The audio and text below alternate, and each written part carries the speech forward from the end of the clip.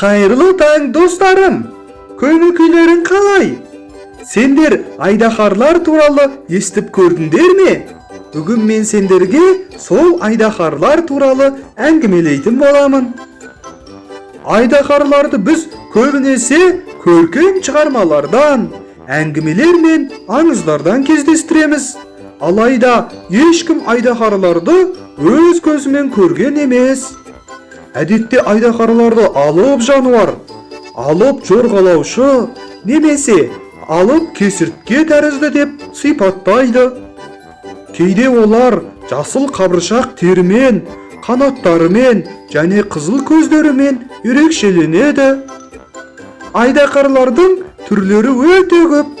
Кейбір айдаһарлар аузынан жалын шығарса, ал басқа айдаһарлар аузынан мұз үрлейді. Олардың қанаты да алып болады. Ал кейбіреулер айдаһар өте улы жануар дейді. Жапон және Қытай мәдениетінде айдаһар сәттіліктің белгісі. Айдаһарлар Қытайдың жаңа жыл мерекесінің маңызды белгісі болып саналады. Қазақ ертегілерінде батырлар көбіне айдаһарларды жеңген қаһарман тұлға ретінде сомдалады. Сонымен балалар, мен өздеріңе бүгін Бала айдаһар атты жаңа кітапты таныстыратын боламын.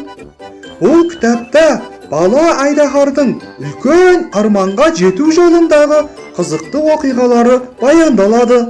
Оның отбасындағы барлық айдаһарлардың өз ерекшеліктері болады.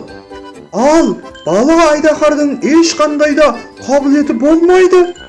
Алайда ол ең соңында алапат өрттен өз әулетін құтқарып қалады.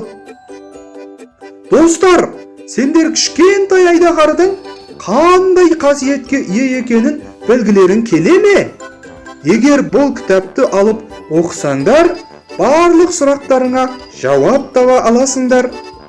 Қымбатты кішкентай достарым, біздің кітапханамыздың есігі әрдайым ашық. Бізге хабарласып, кітап алып оқуларыңа болады. Біздің мекен жайымыз Космическая көшесі 6-2. Сау болыңдар достарым!